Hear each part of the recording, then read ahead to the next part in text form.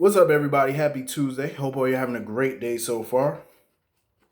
Um, so before I get into this video, because somebody commented yesterday, and I've been hearing this a lot lately, that Billy Miller is supposed to be coming back. Somebody said it was confirmed. Well, I don't know where you got that confirmation from because I haven't seen anybody talking about it. Not any credible site. I haven't even seen Frank Valentini post anything about that. So I don't know where you got that information from. I was trying to get in touch with the person who made that comment because I'm like, where did you see that from? I didn't see anything like that. No actors are talking about it. Uh Frank Valentini hasn't posted anything about it. I haven't seen any credible news sites talking about it. So I don't know where that information is coming from. But anyway, so far I haven't seen it.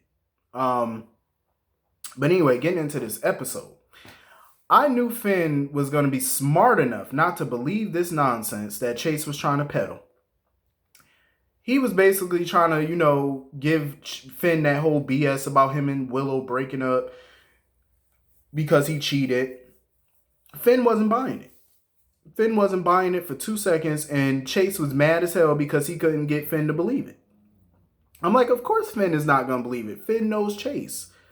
He knows him well enough to know that he wouldn't do nothing like that. And he knows that him and Willow really like each other. They love each other. And he knows that, Chase really likes Willow. So he knows that he wouldn't, do anything stupid enough to jeopardize that. So, of course, Chase now has to come clean to Finn.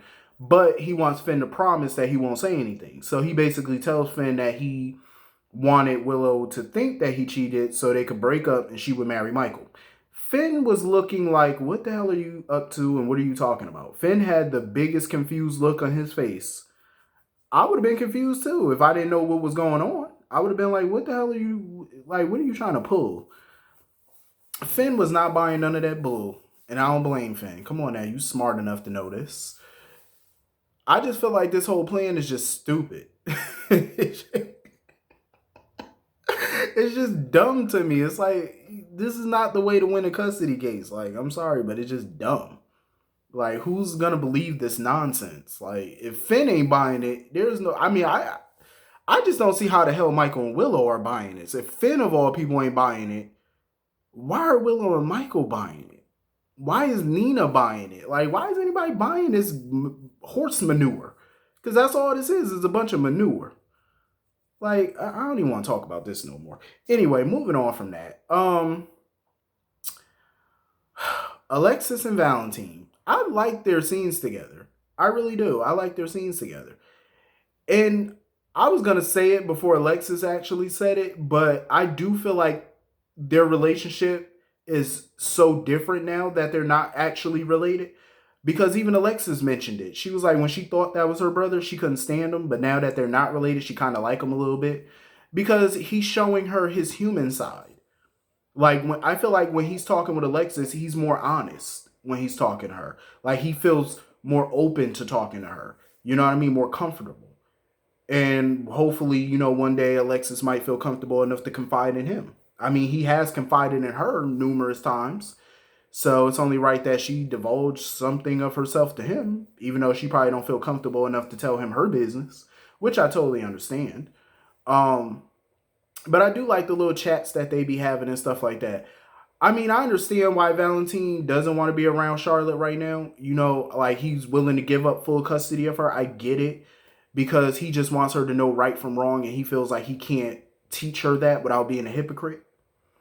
Because he can't sit there and preach to her about right and wrong when he constantly does wrong. You know what I mean? Like, he just feels like he can't. And he feels like Laura may be in a more better position. Lulu, for that matter, he thinks might be in a more better position to do so. I think he feels like Laura can instill a lot of good in her, and I totally understand that. But I feel like he's making a mistake. I really feel like Valentin's making a mistake by giving up full custody. And the reason I say that is because, yeah, Valentin does some horrible, despicable things, but at the same time, it's obvious that he adores that little girl and that little girl adores him. And at the end of the day, she needs both parents. Look at Sonny and Ava. Sonny and Ava are both Well, they both done horrible things, but Avery loves both her parents and they're both in her life. You know what I mean? No matter what despicable, horrible things they've done over the years, because children still need their parents. You know what I mean? Like, you can't choose your parents, you can't choose your relatives. But it's obvious that that little girl loves Valentine, you know? And I just feel like Charlotte needs not only both her parents, but I feel like Charlotte also needs some type of child therapy.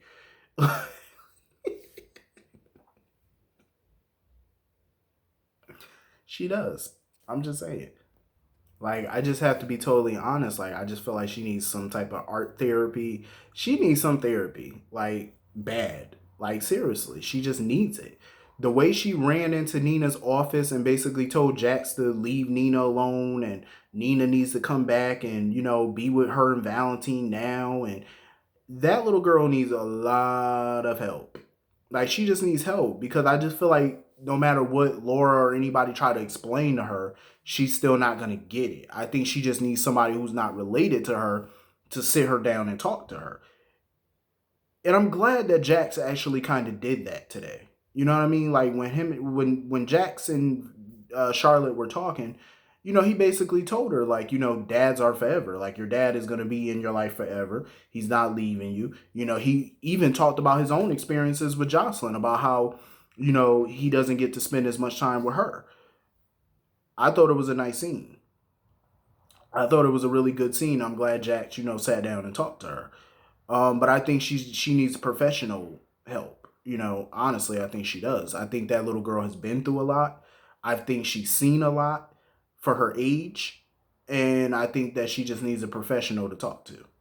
Um, but I'm glad, that Valentine was able to go up there and just try to talk to her and just let her know, because she thinks that her dad doesn't love her anymore, doesn't want her, based off the conversation that she overheard with Lulu and Laura. Because when they were talking and stuff, Charlotte was sitting there overhearing that conversation about him giving her up to Lulu, giving up full custody.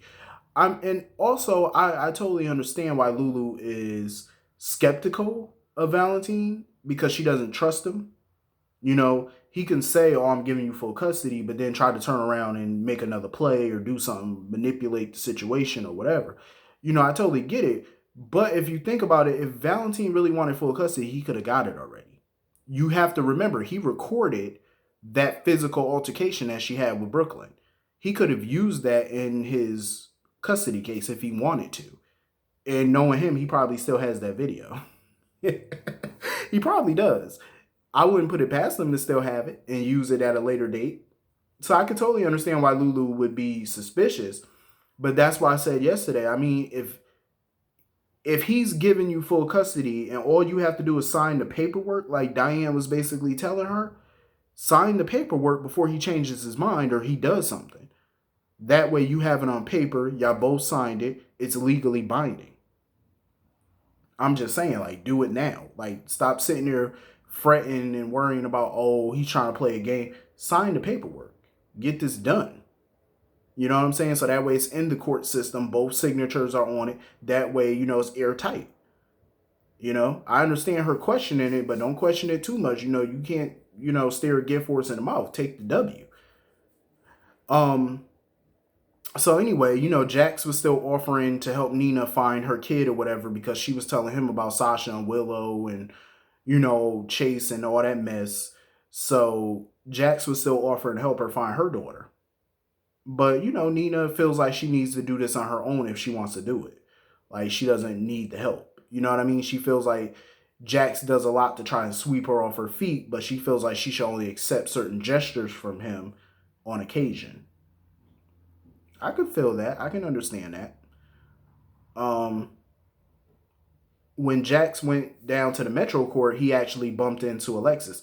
I am so freaking happy that the writers remembered that Alexis and Jax are friends, because it's like they haven't had any real scenes together in quite some time. So I'm glad that they had this scene together. And he was kind of worried about leaving Nina up there with Valentine. And when he was worried about that, to me, that spoke volumes. When he was worried about leaving her up there with Valentine, it really spoke volumes. Because to me, it felt like he didn't trust their relationship enough. It felt like he didn't trust her enough, to be up there by herself. A part of him had some doubt. Because if you think about it, when Jax and Nina got together, that to me was a rebound relationship. Because she got with Jax fresh out of a relationship with Valentin. That just felt like a total rebound to me. And we all know the history of Valentin and Nina. Every time Valentin does something dirty, something stupid, she be angry with him for a few months, but then eventually she forgives him and goes back to him. And I think deep down, that's what Jax was worried about. That's why he didn't want to leave her with him, because that's what he worries about. Like Valentin saying something or doing something to get Nina to come back. And Nina ends up falling for it. Because I just feel like Jax and Nina are not going to last too long. I honestly feel like they won't, because a part of her is still always going to love Valentin.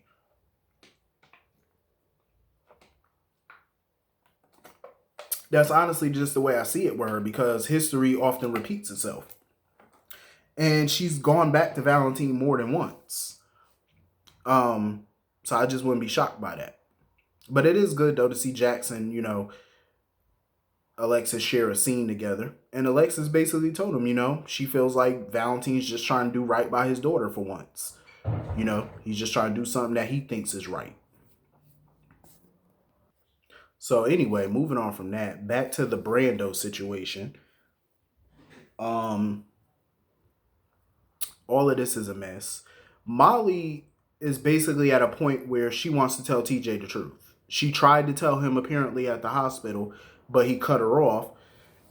But she feels like she should just tell him the truth. I think she should. Honestly, I think she should. Because I have a feeling this is going to blow up in her face. The more she try to cover it up and keep quiet, I have a feeling it's going to come out at some point.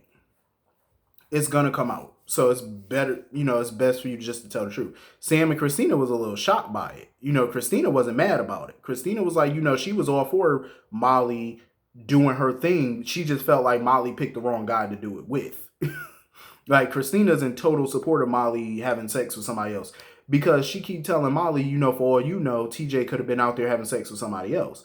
And I agree, but then again, if you know the person that you're with and you know their character, then you know that ain't true. And that's why I don't think Molly's mind ever went to that. I think she just made a stupid mistake, but I think she should own up to it. Because the longer she tries to hide it and keep it a secret, the worse it's going to be when the truth comes out. Because if you just tell TJ now and get ahead of this, I think TJ's going to be upset, but I think he'll forgive her because she came and told him. He didn't have to find out another way, or, you know what I mean? And too much time has not passed. You know what I'm saying? So if she lets this go on for months and months and months, I mean, it's not going to be easy to tell him this truth, but she needs to tell it. Straight up. Just keep it real with him. So Sam decides to go to the garage or whatever to pick up Molly's car for her. But in reality, she really wanted to go there just to, put Brando on notice. That's what she really wanted. So when TJ was at the garage, he was looking over the repair bill, over the invoice, and he noticed that, some of the stuff didn't match the price that Brando gave Molly. For labor and parts and all that, it seemed like it was cheaper than what it normally would cost. And that's when he claimed that he gave her, a great, deal on it. So TJ was happy that, Brando didn't take advantage of Molly. And that's when, Brando kind of mentioned that she told him about TJ, about their situation. And that's, Brando let it slip. This is why I feel like the truth is going to come out, because Brando told a little bit too much when he mentioned that. And then he tried to cover it up and say, oh, she mentioned it to him when they bumped into each other at Julian's, whatever, at Charlie's. So that's when Sam came in and TJ was telling Sam about the great special discount that Brando gave Molly. The look on Sam's face when he said that he gave her a special discount, that shit was hilarious. And I agreed. I said, yeah, he gave her a special discount, all right. He gave her some D, all right. That's he gave her something with a D, all right, but it wasn't a discount. Let's just get that out the way. Let's just be clear. It wasn't a discount that he gave. It was something with a D, but it wasn't that type of D. So after TJ left, of course, Sam tried to put Brando on notice, telling him, he better keep his mouth shut, because she was asking him what did he want. in exchange for his silence. And Brando was like, I don't want nothing but to run my garage. He was like, that's all I want to do. So Sam is like, well, you better keep your mouth shut, because if you try to play games with my sister or do something or whatever to hurt her, you're going to have to deal with me or whatever. Sam, first of all, ain't nobody scared of you. I respect the fact that you're trying to stick up for your sister, but again, nobody's afraid of you. Something about Brando. I mean, like I said before, I don't know Brando. None of us really know this character like that. We don't know his history like that. We don't know if he's telling the truth about his backstory. We don't know anything about him, so I wouldn't trust him. But for right now, something's telling me that he's not trying to blackmail anybody. He's not trying to do any of that. But I don't trust him. I really don't trust Brando. I don't know his game. I don't know his end game. I don't know what he's up to. I don't know. Like, I'm just trying to figure out more about Brando, because who knows what he's after? Who knows what he's trying to do? We don't know. So anyway, moving on from that. So Sonny and Jason meet up with Cyrus and his goon. They start talking or whatever. And that's when Sonny and Jason noticed that Cyrus had a sniper up above. And Cyrus was like, I only got him there as a precaution. And, Sonny was, just in case Sonny had a sniper or whatever, Sonny was like, I don't need a sniper. I got my protection. Of course, Jason. So they started talking business or whatever. Sonny basically wants Cyrus to leave town, or there's going to be a war. Sonny was going to leave, but then Cyrus was like, all right, let's talk terms. So Sonny basically told Cyrus, he was like, you either take what I'm offering or we start a war. So basically what he's offering Cyrus is a truce. Cyrus can live in Port Charles as long as he doesn't run his product through Sonny's territory. But Cyrus, of course, has an issue with that because Sonny holds the biggest territory in that town. And if Cyrus were to run his product through that, he would make a lot more money. Because the little bit of territory that Cyrus could take over in that town, it wouldn't be enough money in it for him. But Sonny doesn't care. Sonny basically laid out his terms. Run through my territory, we gonna have a problem. So Cyrus agreed. They shook on it. But I love that scene because it was more chess. Every scene Cyrus is in with people is always a chess scene. It's like they're playing chess with each other. If you read between the lines, they're playing chess. And they both basically confirmed that they were playing chess with each other. They both had the same thoughts in mind. Because when Sonny was alone with Jason, he basically told Jason, that meeting was a sham. He was like, basically what I did was, I told Cyrus that we have a truce, but as soon as he let his guard down, I'm taking him out. And Cyrus went back to the Metro Court and told his boy. He was like, and I knew this was the next move Cyrus was going to have to make. Take out Jason. I knew it. I knew that was going to be his next move. Because if you're smart, you know Jason is the best of the best when it comes to hitmen. Sonny's vulnerable right now. The only reason Sonny's as confident as he is right now, because like he said, he got Jason. Without Jason by his side, Sonny's not that cocky. He's not that cocky. He's not that confident because he's vulnerable. Him and Carly just had a new baby. They got family. They're dealing with the Wiley custody situation. Plus, he's dealing with Mike. He's vulnerable all around right now. Without Jason, any enemy could easily come in and take Sonny down right now. He's vulnerable without Jason, especially in this current situation that he's in. That's why it's smart of Cyrus to want to take Jason out first. And Cyrus basically said it. He was like, as soon as Sonny let his guard down and stuff, he said, we taking their ass out. So basically, they both sides have that same thought process. Like, soon as this one lets his guard down, or soon as that one let his guard down, we taking them out. They both have the same thought. This is going to get messy. This is going to get messy. It's going to get ugly in a hurry. It's already ugly, but it's about to get uglier. I'm talking Sanford and Son, Aunt Esther ugly. Like, it's going to get ugly. And I'm here for it. I cannot wait. This beef between Cyrus and Sonny, because even Cyrus's goon was like, oh, that was too easy. That meeting was too easy. Of course it was too easy. Cyrus ain't no dummy. He know that Sonny didn't mean shit when he wanted that truce. He know that. He knows Sonny just waiting for him because Sonny just want him to lower his guard. And that's what he think. That's what he know. He knows that's what Sonny waiting for. So he know that his only options take Jason out. He know it. But anyway, this was a totally good episode. I enjoyed it. Hit the comment section. Let me know what y'all thought about this episode. I will see you all later. Hope you have a great day. Peace.